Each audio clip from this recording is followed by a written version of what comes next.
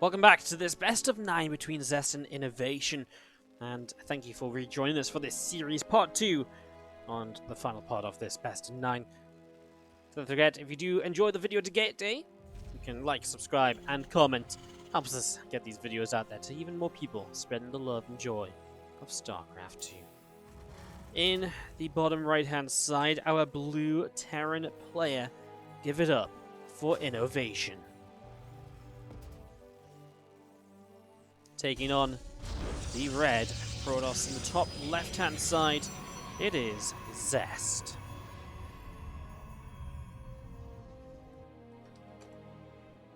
So,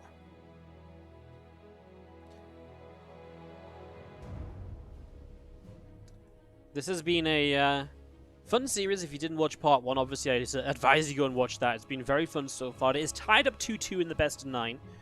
We've seen a couple different styles and some crazy plays all together here between the two players so far, so really excited to see what continues to happen going into what is now Game 5 of the series. So our Red Probe coming down the bottom right to have a little bit of a scout around, a little bit of a look to see what's going on. Just as a reminder, going into this series, we didn't really know too much about INnoVation's TvP. We saw him play only a couple of series really in the last couple months in TvP. And from Zest, we kind of know he's been enjoying kind of a lot of gateway-heavy styles, double forges, and so on. And he has made use of that throughout the series up until this point as well. There's our SCV here, coming to the top left. It's going to be making it back up home. Just going to be seeing INnoVation Reaper expanding here as well. Oh, did he cancel his CC? What did he do? Did he build something incorrectly? Let's have a quick look. Resources lost. Looks like he probably built a barracks rather than a 37 resources lost. That's kind of a barracks cancel, 150 minerals, right? So that seems like he lost a barracks, or he built a barracks by mistake or so, which is obviously kind of costly. So that's really a bit of a shame, of course, to be misplaying that a little bit. As we do see this Reaper coming across the map. So, I mean, slight mistake, but not the end of the world. As we do see our Reaper is going to be popping up into that main base in a moment or two. And we do just have the Nexus, obviously, on the way up. So this Reaper's actually going to get in here, and is going to be going straight after a probe, and we'll get that kill straight away. So a nice quick probe kill to start that off, as we do see this Adept still chasing this Reaper down. Just a quick reminder that this series as well came from the Alpha X Pro series show matches that they do. A really awesome set of show matches, oftentimes streamed on Africa TV, so do check those guys out for more matches along the lines of this one. They put their replays up for grabs on Match Arena pages, where by buying the replay pack you're essentially supporting the event and the players, so do go check that out. That is the Alpha X Pro series.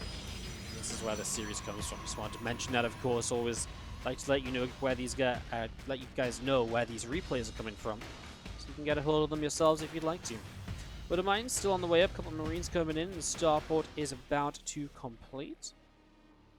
And this Reaper going to go on a run around up on the top side, is going to see the Oracle. It's a really nice catch here, and Oracle will even activate energy to kill the Reaper to stop further scouting.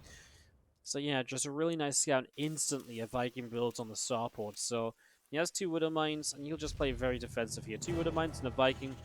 Oracle shouldn't really be able to do much at all. Where are the 2 Widow Mines? There is one right over here on that corner. There's one right on the edge of the main base. So, trying to catch Zest a little bit off guard if he comes flying in here. Zest says PP. INnoVation says no. Oh, I love it. Obviously, these are replays, not live or anything. I mean, it's kind of obvious it's YouTube. I'm like explaining myself as though it's Twitch, because usually everyone's like, oh my god, I can't believe it. INnoVation quite happy about killing the Oracle here with the Widow Mines. That's like, what? I wanted that to happen. Now I kill your Widow Mine. Obviously not worthwhile. So that's just... Why are you so BM, Why are you so happy, huh? Huh?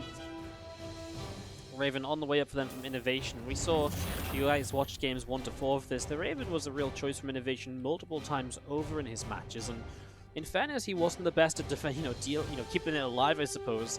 There's multiple times Zest was able to get in here and actually be able to pick off the Raven, either ahead of an attack or at the start of his own attack, which obviously works out quite nicely as well. Looks like there was some lag from the observers that were originally in this game as well. So you have the Viking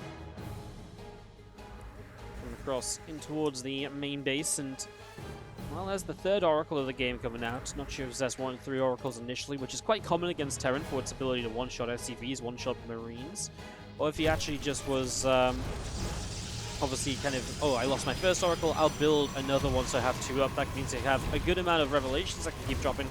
Oh my god, this Viking has just monstered down 7 workers in the main. One Viking just drops into the main base, kills 7 workers. That's amazing. What an amazing amount of damage from INnoVation just to find for 1 unit. And especially at this stage, I mean, yes, the Oracles are still on the map, but the Viking isn't going to guarantee kills on the Oracles. What the Viking really does against Oracles is it says, hey, listen up. I can set up a defense here, I can deflect you if you try and be aggressive and you stick around to try and kill everything on the ground.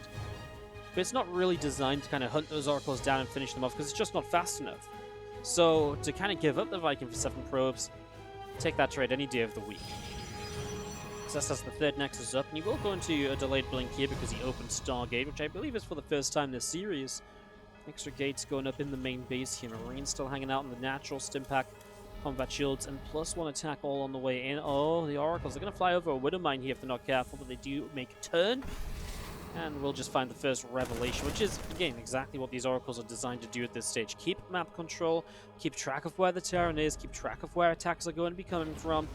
Just make sure you kind of know what's going on overall in this game. So there's a 3rd base coming down here from INnoVation on that right-hand side. Another Revelation lens on the Marines, the Marauders. Catching that's quite nice. We do see the cannon on the way up from Zest in the main base. Again, that rolling. Bio Army looking to push up in towards this 3rd. It hasn't been a good start from Zest. Losing the first Oracle hasn't really been able to delay his attack. Ooh, Matrix is going to drop down to the Sentry's kind of Matrix there, so not all the force fields able to come into play. There's still 2 force fields which are good enough for the moment. A lot of the Marine Marauder not fighting. They're about to expire though, so now the Marine Marauder will look good. +1 attack is done. No blink on the Stalkers yet, by the way. Auto will even drop down here to help deal some extra damage. Blink is actually still 14 seconds from finishing, so this Bioforce will continue to come forwards, and well, those Stalkers keep on dropping.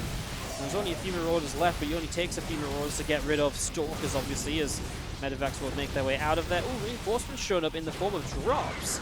He's actually going to take those towards the main base because these Stalkers will be out of position to deal with it. Warpin's on the 3rd.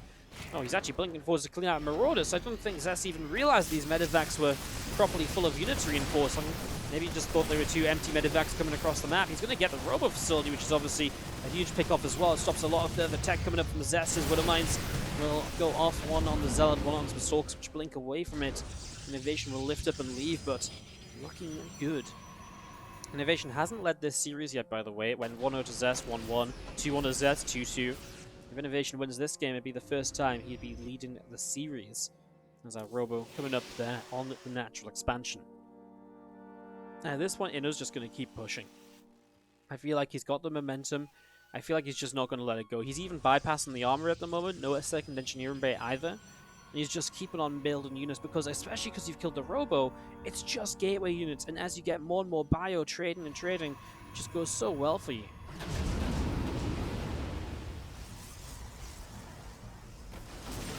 So bio unloading up into the main.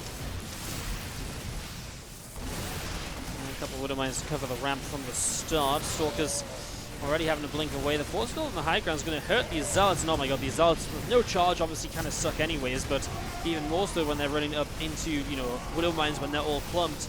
Doesn't look pretty at all. These Medivacs will load. They will try and leave. Medivac blink.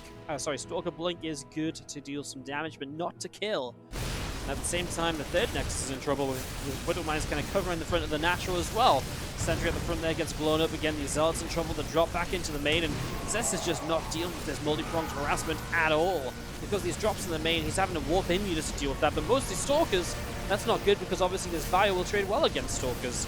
Cutting away again, those Zealots only just now having charge means they've not been trading well at all. Zest will type out GG, give INnoVation the first game in this video, which is obviously the 5th game of this overall series. INnoVation going up 3-2. And we're going to go straight to game number 6 to see if Zest can deal with that multitasking a little bit better. Game number 6, and for the first time in the lead of the best of 9, 3-2. Our blue Terran player in the lower left-hand corner on World of Sleepers is INnoVation. Taking on the red Protoss to the top right-hand side, Zest. Can he tie this up? This has been a real back-and-forth series in terms of one player taking the lead, then the other tying it up. So far it's been Zest taking the lead and INnoVation tying up, so now INnoVation is taking the lead. Can Zest tie this up and guarantee us at least 2 more maps, of course? First of 5 wins in the best of 9. And best of 9s really aren't something you see every day in StarCraft 2, and even for show matches, oftentimes best of 7 is what we play. I mean, the entire map pool revolves around best of 7, right? There's 7 maps in a competitive ladder map pool at any time. I would say you probably see more best of 69s than best of 90 even a lot of the time.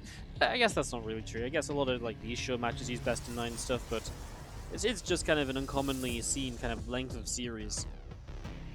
You know, even team leagues were oftentimes just best of 7 as well. So I guess old day like Ace of Team Story Cup and like GSTL were best of 9 series. That was like back in the days where like a best of 9 really was like a full broadcast length. Nowadays, like a best of 9 is like, well, you know, I mean, take this series for example. I don't think we've actually seen a game go much beyond 10 minutes, and they've been good games. But it's very possible nowadays. It's actually a crazy sort of thing in StarCraft where the duration of series can be so much shorter, but it can also be so much longer as well in Legacy of the Void especially. But in general, because of the faster start with 12 workers, etc., you can have like best of 5s in under an hour easily. You can have best of 5s in under 20 minutes if you have like a few 5-minute games, which has happened before. So yeah, best of 9, like I'd say best of 9 on its own doesn't really make up, for me at least, a broadcast anymore. You know, when I broadcast like on Twitch and do a stream, I want to make a 4-ish hour stream is ideal. 4 to 5 hours is kind of the goal usually, because that's when you kind of hit good viewership, you get a ball rolling, but also you don't do too much when you get tired out and you start dragging and being like, oh, now this happens. So I kind of like, if I did a best of 9, I'd probably do two best of 9s. But then again, 2 best of 9s could also go very long. So, you know, it can be hit and miss. It's so hard to judge in StarCraft. It really is. Alright, Twilight Council on the way up. Enough of me babbling on. Again, some tech choices made. So Twilight out of our Protoss player. Terran going to go Factory. We haven't really seen him do a Widowmine drop yet this series, because I feel like every time he's set up for one, which has been maybe about half of the game, something has happened along the way to just make him say, oh, nope, actually just going to keep my medevac at home, or, you know, I see your units coming across the map, so I have to stay at home, or you're going, you know, in towards a Stargate, so I'm going to play in towards a, instead of going to the, Widowmine drop, I'm going to build a Viking. You know, there's been a lot of change-ups from INnoVation based on what he's been seeing out of Zest. So we're going to hop up to the high ground on this right-hand side. Adept trolling at the front from Zest as well. Warp Gate about to finish. Blink chrono boosting. No super fast robo this time, so that's what we've seen Zest doing sometimes as well, adding the robo on very quickly while investing into this blink upgrade. And what that's basically done is opened up some aggressive blink options with a warp prism available, etc. This time doesn't seem like that's happening. 1 gate blink still. Now around now is when you add on gates 2 and 3, unless you go robo first, which you will. But again, this is not like a super fast robo. Like when we were talking earlier, it was like robo was starting while the Twilight was still building. This time blink's almost halfway done as the robo begins. Zest will just take a 3rd Nexus. Just playing this safe obviously doesn't feel too much necessity for like a lot of Stalkers here. It's going to be, finally, I think, this Widowmine drop actually getting across the map from INnoVation. So for the first time this series, we're going to see what is more or less the most common go-to in TvP. So here you go, 3 Widowmines, a medevac, moving across over to the right side to see what will be done. Blink is about to finish up. Ideally here, Zest blinks in, kills the medevac before the Widowmines get out. With Blink, he should be able to at least kill the medevac. It depends how hardcore he target fires down the Widowmines, because that can have quite a big effect on this. And as you see the medevac up the right side here, so it's been seen by a pylon, so Zest should know about it, but it kind of feels like he's not paid attention to it. Because, okay, blinks into the natural, and this is the perfect time to go actually into the natural because the Stalkers can't blink on the medevac. That's 2 Widowmines off. I wouldn't have even minded him going into the main base as Widowmine number 1 goes off. Widowmine 2, oh, hits the Stalker. Zest was late to blink. He did that in one of the earlier games as well. Just some late blinks, late warp prism pickup. It just feels like Zest is a little a little shaky, maybe not quite on top of his game at the moment. These are just the little mistakes that, okay, that doesn't really change the game. The Stalkers take no real damage, but it's those little things. I mean, he just loses Stalker, right? But it's those little things that you just don't expect to see from Zest that, just, they usually kind of make him be, instead of just being a regular kind of good player, it makes him one of the best in the world. 7 probes do go down as that WardiTV finds a connection and is going to try and make an escape. Would be amazing to get out of there. Is the Medevac still alive? It is. I'm kind of surprised Medevac isn't coming to save the day. A couple of Marauders already out. The Stalker count is not going to do anything. INnoVation even cancels the bunker and builds a depot. I love it. I mean, it makes sense as well. As you do see him getting set to wander forwards. With this bio army, I mean, Stimpack, Combat Shields, and +1 all going to be done soon. As Medevac does continue to boost away this WardiTV forward up, but Stalker finds it. Observer is there, and the vision is good. So WardiTV will go down. Still a few Stalkers moving into the center. Concussive Shell starts now as well. Complex WardiTV's coming out. +1 attack, +1 armor coming in. Stalkers of Zest coming around the bottom side. Our bio army still pressing up to the through the center. So again, I mean, it's the kind of time you expect this bio army to get onto the map. No real surprise there. Like this, good micro bring, letting the Marauders be in front. They have that little bit of extra range over Marines, and they deal extra damage to the Stalkers. So the kind of that you want in the front, but of course have to be careful they don't get picked off by the Stalkers as well. Because I don't think INnoVation really breaks Zest here though. Let's see what the Raven can do. It does have energy, hits the Immortal, but there's a second Immortal coming in. WardiTV doesn't do a lot. Let's warp in as well. Charge is done. I think that's one of the big parts of this. Charge in 1-1. And those are upgrades that Zest just hasn't really had in the previous games when INnoVation has hit these aggressive timings, because he's done different things in the opener. So while this time he did lose 7 probes, he was pretty honest about just going into upgrades and just going in towards the charge. Yeah, this time he kind of has what he needs, I think, to defend this. Now we still have the Raven available here, and he does Matrix both of the Immortals.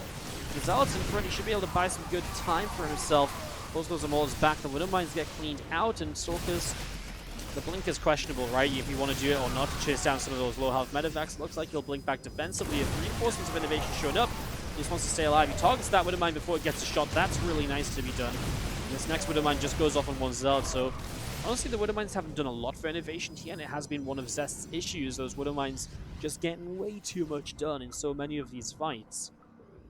So that's got to be careful about that. As 2-2 upgrades coming on the forges on the main base. Going to be seeing 2 more barracks starting up from INnoVation in the main. So they're getting going as well. And this bio army coming through. One Stalker picked off immediately. And 2-2 just continuing up. Reactor Tech Lab on the way down. Here comes our army of Zest out through into the center. WardiTV already taking some damage. It's picked off here. Both WardiTVs get shut down pretty easily, so now Zest's defending very well this game. I kind of like what he's doing. I feel like he's putting himself in a good spot to potentially take this to a 3-3 series. I mean, we've seen 2 more Liberators on the way out for INnoVation now. I say 2 more, but it's the first 2 of the game. And INnoVation's getting to this stage he's been in multiple times, whereas +1/+1 finishes, he doesn't have an armory, he doesn't have a second engineering bay, and it kind of looks like he just wants to all in. Because he's so delayed on going into further tech here. So it looks like he just wants to commit to like a big Liberator push into 2-2 upgrades of Zest. But then he starts up extra refineries, which sort of suggests he wants the game to go on a bit and for him to be able to tech up. In which case I'm confused, because now he's going to fall really far behind on upgrades. One of the earlier games, Zest was up this far on upgrades and he didn't go into 3-3 straight away. This time he starts +3 armor instantly. And that's going to be a massive advantage if he gets to +3 and INnoVation's still on +2/+2. I mean, INnoVation without an armory is not getting to +3 anytime soon. Here's Zest. As WardiTV's actually getting some better shots this time. The Zealots charge into the WardiTVs after. Means the bio stays that little bit safer. The Stalkers will move forwards. Not quite enough to one-shot a Liberator, but enough Stalkers to kill off both eventually. So those Zealots just doing a very good job of cornering these units in. Medevacs have to lift. The blink doesn't chase too far. Don't want to blink to the low ground where the rest of your units can't help you out. INnoVation just really feels like he's in some trouble right now because he doesn't have the numbers. Zest is looking good. He's going into a 4th base. In fact, 4th base is already mining from Zest. +3 armor on the way. It's only getting better for Zest over time. And what's INnoVation doing? Well, he's trying to get more Liberators up and actually really build up a Liberator count, but if Zest stays aggressive, that Liberator count should never have a chance to build past 3 or 4. INnoVation is going to try and go into a Ghost Academy as well, but that just feels so far off. I mean, Ghost Academy has to finish, then you have to build Ghosts. And even then, they don't have enhanced shockwaves, which we talk about a lot nowadays, because it really does change how effective those Ghosts can be. This one here will get targeted down, but the Zards will take the opportunity to charge on in. Again, not the best of splits against the Widow Mines, but he gets rid of the Liberators, and mostly that's all you want to be doing, resetting these Liberators. He blinks away from the Widow Mine shops as well. I think Zest is just trading way too well for INnoVation to really keep up. I mean, you see the SCV starting to be pulled into this, and you feel like that's kind of the expectation just to be able to survive here. Zest hasn't even backed away to wait for the warp, but he's actually just kept on fighting, which might become a bit questionable. He's going to start blinking backwards now, as we do have the Liberators shot down again, and okay, he's actually going to be able to close this out. It's maybe a little risky, kind of like when you're just fighting back away, warping in, fighting again, but it works out, and Zest delivers to keep this series really competitive. Tied up 3-3 now. We are looking as though we might go the distance. All 9 maps, a possibility here as Zest. What a fantastic job he's done there. Alright guys, Zest ties us up and we go into a game 7 to see if INnoVation or Zest will be the first to be on match point. Tied up 3-3 means that we are guaranteed at least 2 more games in this series, which means we're guaranteed to at least go into game number 8, which means this is the last map of our map pool before I believe the maps will just begin to repeat. I'm not sure if in the same order as originally or if they get to do some different kind of veto. I'm not the admin or whatever of this tournament, so we'll just see whatever happens from map 8. But this is the one map we are still yet to see, Winter's Gate. INnoVation in the top left-hand side is our blue Terran player, and in the bottom right-hand side our red Protoss. Dropping that Chrono Boost is Zest. So game number 7. Winter's Gate, typically the sort of map where you might see a bit more of aggressive plays. It's a tougher map to get into macro games on. I'm still waiting for these guys to show us a macro game, by the way. Come on, guys. Can we get like 15 minutes of like back and forth Liberator play? Everyone keeps on building upgrades and so on. I feel like we deserve it when we get to watch INnoVation and Zest, but they've been very kind of early mid-game, I'd say. Like early mid-game, like not even really middle mid-game sort of games throughout this entire best of 9 so far. I would love to see 1 or 2 games that just go a little bit longer. Maybe they're saving the best to last. Although I'd be somewhat surprised on Winter's Gate.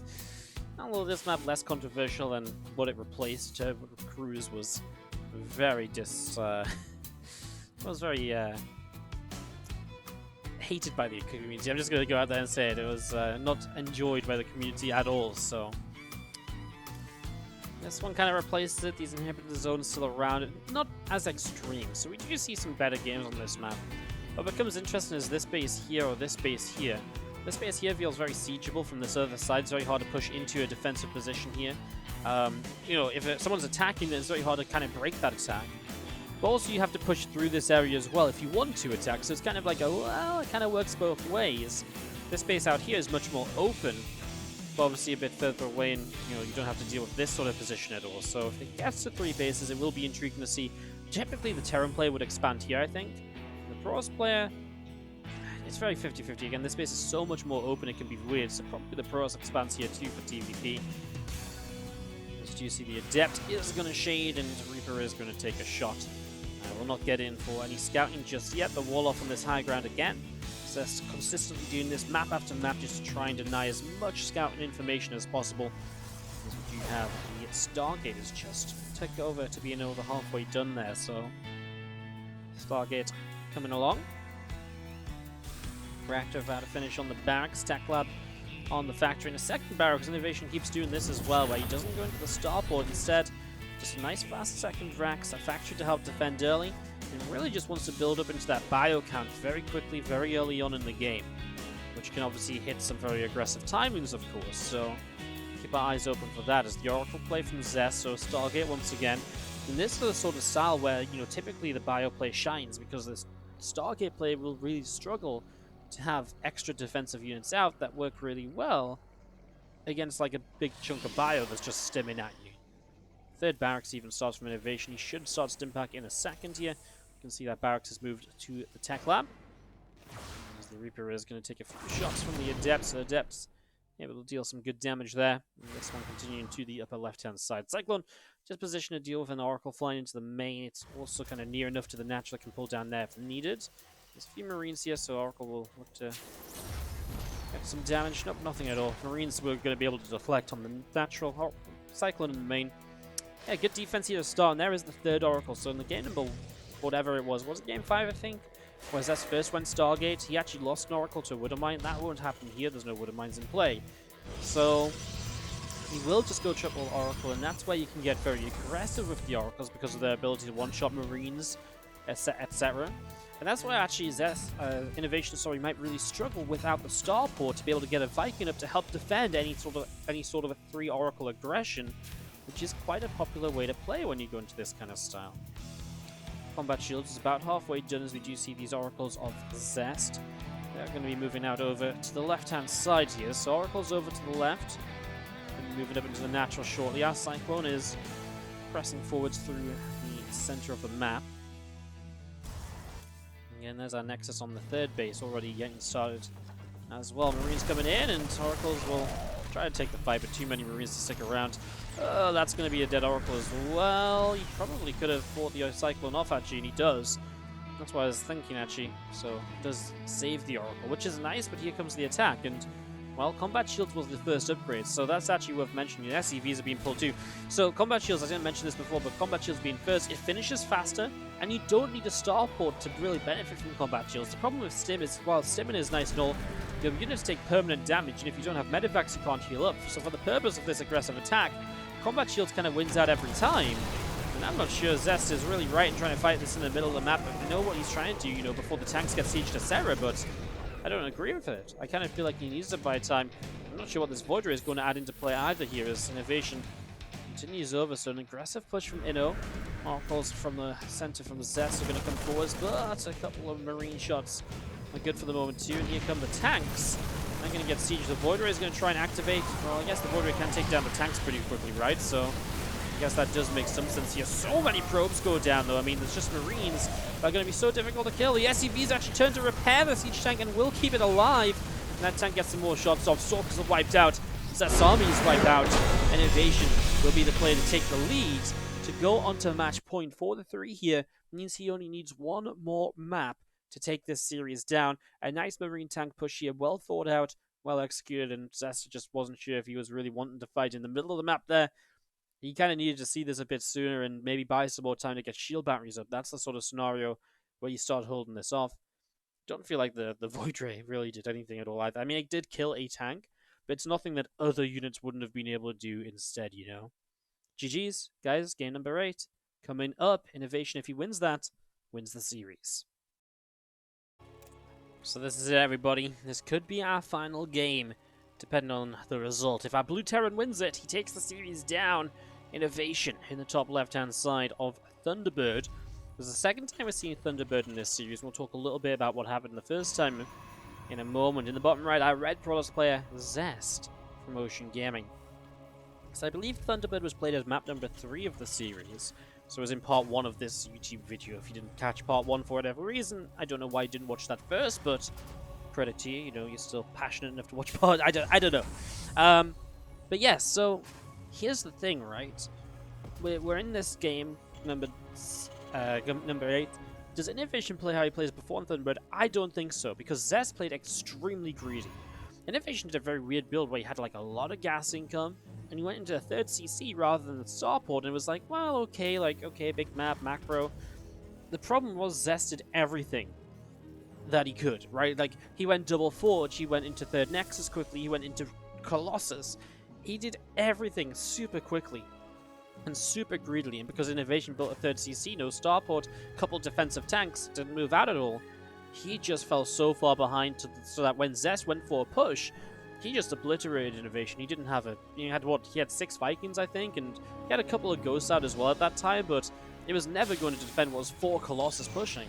And it was just because Zest was so greedy and INnoVation did no damage. The drops that INnoVation set on the map never found an entry to the Protoss spaces, so yeah, just no real way to get anything done, as maybe seen a pylon dropping in the front of the natural there. Nexus coming up on the nat, and our Cybercore about to finish up here as well. So getting this started, I would imagine INnoVation is going to play a very different style. I guess the real question becomes, does Zest play in the same kind of way? Or does Zest just say, no, actually, I'm going to change it up too, because now that he kind of knows what I'm going to do in game number, well, now that he knows what I did in the first game on Thunderbird, now he might react to that, right? So that's where the mind games come into play, because then INnoVation might be like, well, there's no way he does the same thing again, right? Now, Stargate is not what Zest opened with on Thunderbird earlier. I don't think. I'm pretty sure he just went Twilight Council and then into Double Forge pretty early, so he seems to be enjoying these Stargate openers Zest suddenly in the latter half of this series, getting himself into positions where he can get oracles out, he can get a lot of vision going on, etc. and stuff like that, as we do see this depth. That's going to be shading out into the center. This Reaper from INnoVation is going to be seeing the Adept coming across. We haven't actually seen any real aggression onto like a command center of the Terran player in the early game. There's really not been, considering modern day TvP usually looks like the Terran player getting delayed on the CC a lot, Zest just hasn't done that at all in this series. So it's very interesting actually for, something we haven't really mentioned at any point. It's very intriguing. I mean, he's going to come across with this Adept now. He gets the SCV. Going to try and shade out of here. He is a little bit cornered. You can see him darting backwards and forwards, and I think he does just get out. Second Adept shows up. Nice to keep that alive, and oh, he's in range to kill the Reaper. Oh my god, how did that not fire? It was actually doing the animation to attack, and it just didn't. That was interesting to say the least. INnoVation going to go Cloak Banshees here, so he's really changing it up for this game. Obviously, it's very important to not let Zest scout up this ramp then if he's going to go into Cloak Banshees. As Marines will look to find, and he will find and kill Depth number 1. Depth number 2, which is the lower health one, actually is the one that survives this, so that won't be able to do much more on its own. Oracle into the main, only a couple Marines here. Oracle's going to get a Marine or two right away. Extra Marines show up. Good defense from Inno. Was not too out of position at all. And again, really important, he's denied the scout of the starport. So Zest has no information as to what this is. He has no idea it's Cloak Banshees. And if he uses his Oracle energy aggressively to revelate, etc., and he doesn't have it to use at home on the Banshees, that's problematic. I mean, he's going into 3 Oracles, which at least is something which is going to be beneficial for him, because if he only had... Oh my god, he just saw that Banshee. That was like, he was just touching the Oracles at the same time, like he was just focused on them, so that was a really, really unfortunate moment from INnoVation. But the 3 Oracles anyway is pretty nice, right? Because you're going to have multiple revelations and multiple ways to detect available. And then you can also, because he's seen the Banshee, build a Phoenix, and that means that that Banshee will not do anything. So INnoVation just pulls it back. He will let Quill complete. He's building a Cyclone now as well, knowing he's up against a Stargate style.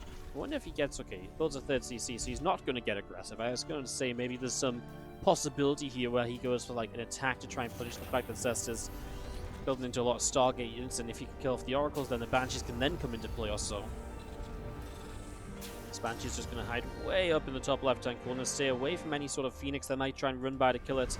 Just try and stay as safe as possible. So INnoVation will start stim, 2 more barracks, the 3rd CC on the way. It looks like this will transition into a very regular game for him overall.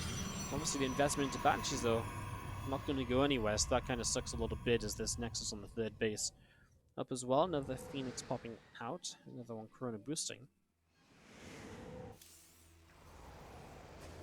Impact coming in, the reactor finishing up on the starport as this Banshee moving around that left-hand side. 3 Oracles, 2 Phoenix. Over on the right, we do have this Phoenix of Zest just patrolling away on the bottom, and +1 armor starts. Charge starts up. Zest, Temple Archives dropping down. We might kind of be on our way towards like a proper macro game. I was saying it before, and obviously Winter's Gate didn't turn into a real macro game or anything, but maybe we're finally on our way into a game that's going to go past the 10-minute marker well and truly. We had like an 11-minute game, I think, was our longest so far. I guess we'll see as these Banshees will make their way around the right side, so they're looking for an aggressive opportunity. 3rd CC from Inno is finished. That can move into position soon as well. And Temple Archives coming up, Rope Facility now dropping down. I like it. 3 Phoenix on the up as well, so they can stay defensively against drops. You don't really see a way INnoVation kills Zest in the near future or anything like that. Those Banshees are going to stay up in the top right, so obviously the longer they wait, at some point they might be able to get by and get some damage done, right? So keep our eyes on those. It'll typically be when INnoVation realizes these Stargate units are out on the map. That's when INnoVation will say, okay, now I can bring those Banshees into play. I mean, even if you just forget about them for a while, Zest might forget about them too, and then you're not immediately ready to defend. Fresh Meal going to get lifted. Well, actually going to activate all 3 Oracle's energy. Going to get a couple more SCVs for it in the end, so worthwhile. Full worker's kill then. Maybe he wants to keep the Phoenix energy in case he needs to lift something in a fight. A couple of siege tanks, etc. Those Phoenix are very useful in that sort of regard as INnoVation. Tell you what, he's not built any SCVs for the 3rd CC. When he did drop a mule on it, he'd send a couple SCVs over. He hasn't been keeping on building SCVs. Like I said, as soon as he sees those Stargate units are out on the map, boom, Banshees show up. Robo's still not up, so no detection outside of the Oracles. And the Banshees will, too, at the same time, be able to get some kills. So 9 probes go down, and here comes INnoVation's push. Is he just going to push in? I can't, I mean, he's very aggressive. I mean, 45 probes, SCVs only. It's almost like a fake out in the terms of the 3rd base, right? Here we go, Cyclone locks on, tanks can get siege. 2 disruptors in production on the robo facilities. First time I've seen disruptors in this matchup. It's going to be 4 tanks here now. Kind of the way they're set up all together here is not going to look great if the disruptors can fire at them. So let's see what the disruptors can do. Going forwards here, INnoVation. Could maybe target disruptors down. The disruptor shot doesn't do too much here. The Zealots are just going to get massacred. There's so many Marines. There's no proper splash damage. That's kind of the issue, right? A couple of Archons are not going to get the job done against so many Marines. Disruptors on cooldown doesn't have to really focus fire those just yet, and as these Marines keep stepping forwards, it looks like Zest might just fall apart. Just as I was getting my hopes up for a bit of a longer game, INnoVation decides to just go and push and make this happen, and he really has made this happen straight up into this natural, and now the robo facility's under fire. Disruptor's just been fired, so that's on cooldown for a little while. Oracle goes down. Disruptor wanders in. I mean, Zealots go charging in. They kill the siege tank. Congratulations. It's going to be an attack which ends the game. INnoVation 5, Zest 3, our final score of this best of 9. Well played by INnoVation. Just a lot of aggressive attacks, and really felt like he just figured out, okay, this is what Zest is doing to stop me from winning. He just kind of played around it. Just, I can't get over this attack here. It really feels like everything he's doing is sort of setting him towards that kind of proper mid game. And he still just goes for the early attack and is able to find a victory, and like that, INnoVation wins the series. Well, guys, thank you so much for watching this YouTube exclusive. Obviously, once BlizzCon is over and I'm back home, I'm going to be on vacation for a few days as well.